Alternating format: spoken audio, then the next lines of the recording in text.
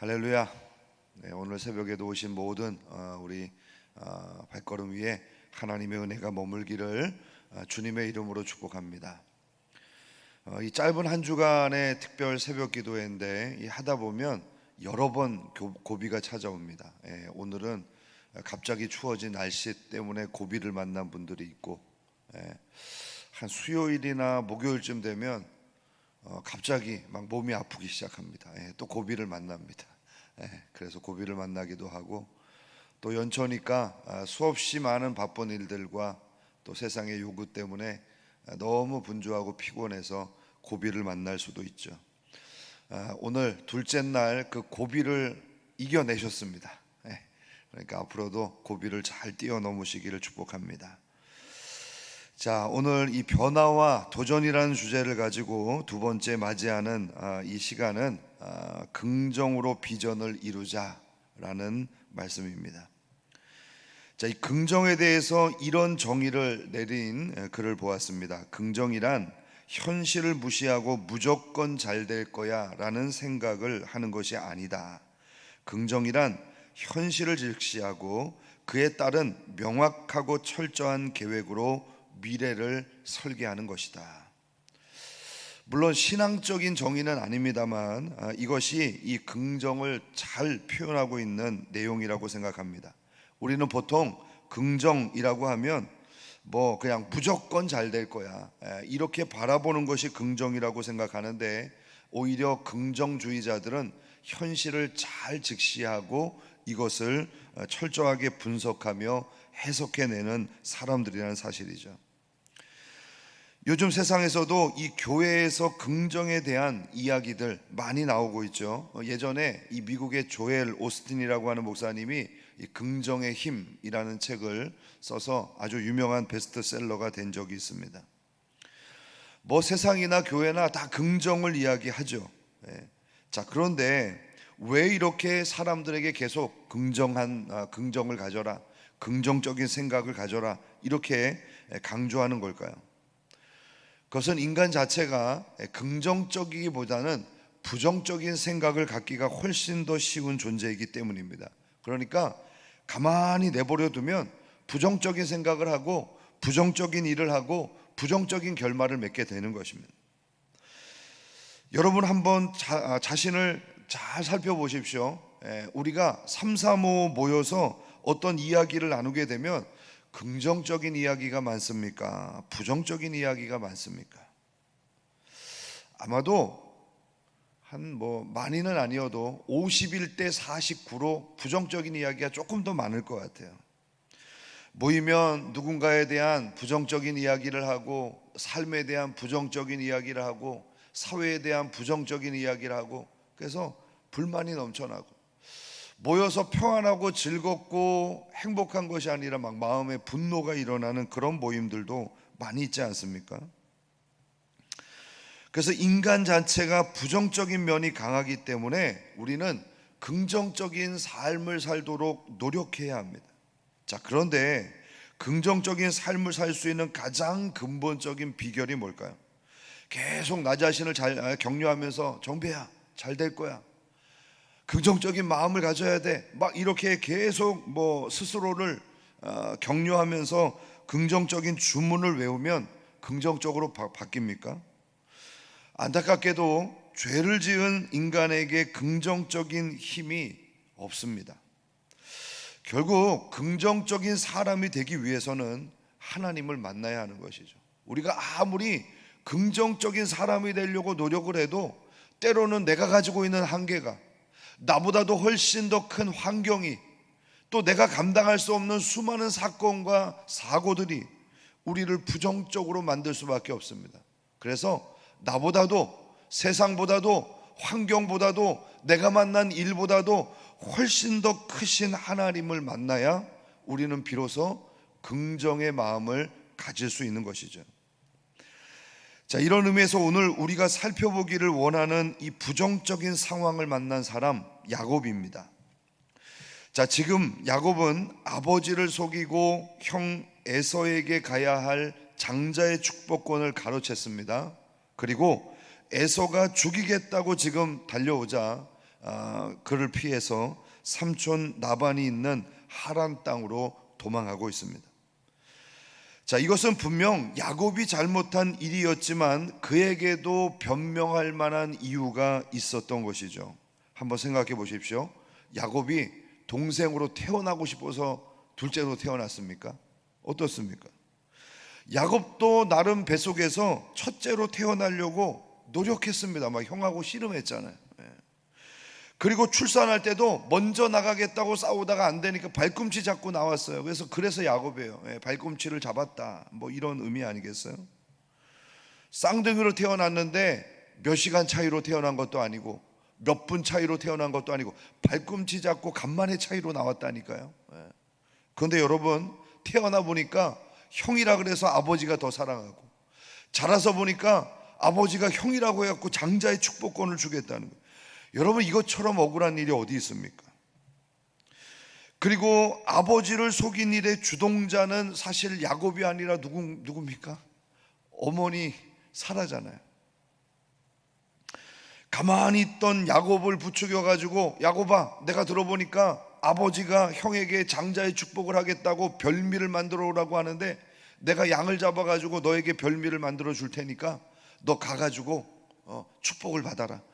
어머니, 만약에 이게 들키면 축복은 고소하고 저주를 받을 겁니다. 그 모든 저주 내가 받을게. 그러니까 너는 양털 옷으로 너를 분장하고 들어가가지고 아버지한테 축복을 받아라. 아니, 이렇게 부추겨가지고 지금 일이 벌어진 거 아닙니까? 정말 도망가야 할 사람은 야곱이 아니라 사라입니다.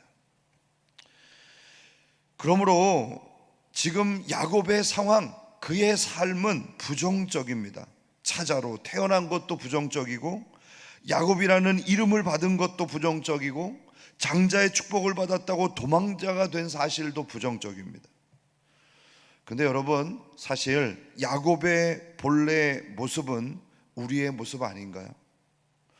우리는 부정적인 존재입니다. 삶이 부정적이었고요, 죄인으로 태어난 것이 부정적이요, 슬픔과 고통과 아픔이 가득한 이 세상에 태어난 것도 부정적이요, 너무 연약해서 잘하고 싶은데 잘할 수 없는 우리의 이 한계가 부정적인 상황입니다. 자, 이런 우리에게 필요한 것이 무엇이겠습니까? 우리는 죄인인 신분을 바꿀 수 있는 능력도 없고, 세상을 변화시킬 만한 힘도 없고, 완벽한 인간이 될 소망은 더더욱 없는 존재 아닙니까? 그러므로 우리는 하나님이 필요합니다. 부정적인 상황으로 가득했던 야곱은 이제 자신이 성장했던 아버지 집에 거하지 못하고 도망자 신세가 되었습니다. 자, 그런데 오늘 이런 부정적인 상황으로 가득 찬 야곱에게 하나님이 찾아오셨습니다. 어쩌면 야곱은 부모님의 품을 한 번도 떠나본 적이 없는 사람이었을 것입니다. 혼자서 한 번도 가보지도 않은 하란 땅을 향해서 가는 발걸음이 얼마나 무거웠을까요? 부엘사바에서 하란까지의 거리가요, 한 800km 정도 된답니다. 그러니까 서울과 부산을 왕복하는 거리예요. 하루에 30km에서 40km의 거리를 이동한다고 해도 20일에서 27일, 한 달 가까이가 좋게 걸릴 수 있는 그런 거리를 지금 야곱이 홀로 아무런 준비나 계획이 없이 도망자로서 지금 그 길을 가고 있는 것입니다. 그러다가 해가 졌습니다.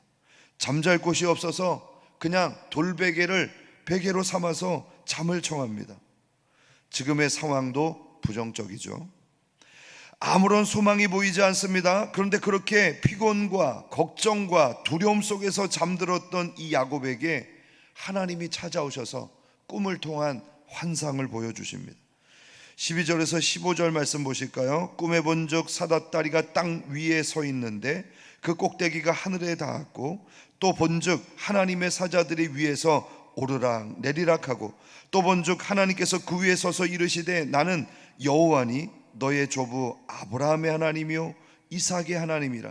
내가 누워있는 땅을 내가 너와 내 자손에게 주리니 내 자손이 땅에 티끌같이 되어서 내가 서쪽과 동쪽과 북쪽과 남쪽으로 퍼져나갈지며 땅의 모든 족속이 너와 내 자손으로 말미암아 복을 받으리라. 내가 너와 함께 있어 내가 어디로 가든지 너를 지키며 너를 이끌어 이 땅으로 돌아오게 할지라. 내가 내게 허락한 것을 다 이루기까지 너를 떠나지 아니하리라 하신지라. 여러분, 만약 부정적인 상황으로 가득 차 있는 우리의 삶에 하나님이 찾아오셔서 이런 약속을 주신다면 마음이 얼마나 든든하겠습니까? 아버지의 집에서 안정적으로 살 때에는 하나님이 이렇게 찾아오신 적이 없었습니다. 그런데 위기의 상황을 만난 이 야곱에게 지금 하나님이 나타나셔서 말씀하시는 거예요. 그러니까 위기의 상황은 사실 부정적인 상황이 아니라 긍정적인 하나님을 만날 수 있는 은혜의 시간인 것입니다. 야곱에게 있어서 부정적인 상황이었지만 결과적으로 보면 그의 인생을 긍정적으로 전환하는 그런 시점이 되었던 것이죠. 물론 이후에도 야곱의 삶을 보면 녹록지 않습니다. 그러나 자신의 부정적인 상황을 보며 걱정했던 이전의 상과는 다른 위치에서 자신의 삶을 바라보게 된 것이죠. 어떤 비전입니까? 지금 내가 누워있는 이 춥고 어두운 이 땅은 나와 내 자손이 차지하게 될 터전이 될 것이다. 나와 자손은 땅의 티끌처럼 퍼져나갈 것이고 복을 베푸는 민족이 될 것이다. 이후로 하나님은 어디를 가든지 나와 함께 계셔서 나를 지켜주시고 반드시 이 땅으로 돌아오게 하실 것이다. 그러므로 앞으로 펼쳐질 나의 인생은 고생이 아니라 그 복을 향해서 가는 길이다. 이런 해석이 가능하지 않습니까? 그러므로 우리가 이 말씀을 접하면서 생각해야 될 것이 뭡니까? 현실에 있는 문제를 있는 그대로 바라보면 안 된다는 거예요. 우리가 가진 눈으로 판단해서는 안 된다는 거예요. 비록 부정적인 상황이라 할지라도 긍정적으로 해석해야 합니다. 그 긍정적으로 해석할 수 있는 비결이 뭡니까? 상황에다가 하나님을 더하는 거예요. 이 부정적인 상황 가운데 하나님이 개입하신다는 이 사실을 더해서 바라보는 것입니다. 그러면 모든 부정적인 상황이 긍정적으로 변할 수 있습니다. 신년 벽돌을 맞이한 우리 사랑하는 성도 여러분, 여러분의 삶은, 환경은 긍정적이십니까? 부정적이십니까? 혹여 부정적인 마음으로 출발하셨다 할지라도 오늘 이 새벽에 하나님을 만남으로 그 모든 상황을 긍정적으로 바꾸는 하나님의 사람들이 될 수 있기를 주님의 이름으로 축복합니다. 야곱이 그 하나님을 만난 거예요. 그리고 약속의 말씀을 받았습니다. 자, 이제 그의 모습이 어떻게 바뀔까요? 16절과 17절 보시겠습니다. 야곱이 잠이 깨어 이르되 여호와께서 과연 여기 계시거늘 내가 알지 못하였도다. 이에 두려워하여 이르되 두렵도다. 이곳이요 이것은 다름이 아닌 하나님의 집이요 이는 하늘의 문이로다 하고. 야곱이 환경을 바라보는 관점이 바뀌었습니다. 그는 홀로 외롭고 어두운 땅에 거하고 있다고 생각했는데 그의 이 부정적인 환경에 하나님이 계시다는 것을 깨닫게 됩니다. 그러므로 야곱은 지금 자기가 머물고 있는 이 장소가 그저 의미 없고 외롭고 초라한, 앞날을 가늠할 수 없는 그런 광야가 아니라 바로 하나님이 함께 하시는 집이요 하나님을 만날 수 있는 문이라고 하는 해석을 내놓게 된 것이죠. 18절과 19절 보십시오. 야곱이 아침에 일찍이 일어나 베개로 삼았던 돌을 가져다가 기둥으로 세우고 그 위에 기름을 붓고 그곳에 이름을 베델이라 하였더라. 이 성의 옛 이름은 루스더라. 야곱이 기둥을 세웁니다. 바로 제단을 쌓은 것입니다. 그 위에 기름을 붓습니다. 동물 대신 기름으로 예배를 드린 것입니다. 그리고 그곳의 이름을 베델, 하나님의 집이라고 불렀습니다. 물론 이것은 지명적인 의미도 있겠지만 여러분, 이후에 야곱의 삶이 어떤가요? 어려움을 만날 때마다 제단을 쌓습니다. 하나님을 찾습니다. 그러므로 야곱은 위기의 때마다 자신이 있었던 그 어려운 부정적인 그 장소를 하나님을 만나는 예배의 장소, 하나님의 집으로 만들었던 것이죠. 자, 이제 20절에서 22절 보실까요? 야곱이 서원하여 이르되 하나님이 나와 함께 계셔서 내가 가는 이 길에서 나를 지키시고 먹을 떡과 입을 옷을 주시어 내가 평안히 아버지의 집으로 돌아가게 하시오면 아버지께서 나의 하나님이 되실 것이요 내가 기둥으로 세운 이 돌들이 하나님의 집이 될 것이요 하나님께서 내게 주신 모든 것에서 10분의 1을 내가 반드시 하나님께 드리겠나이다 하였더라. 야곱은 약속을 주신 하나님께 자신 또한 서원으로 화답합니다. 어떤 서원입니까? 나는 앞으로 하나님만 섬길 것입니다.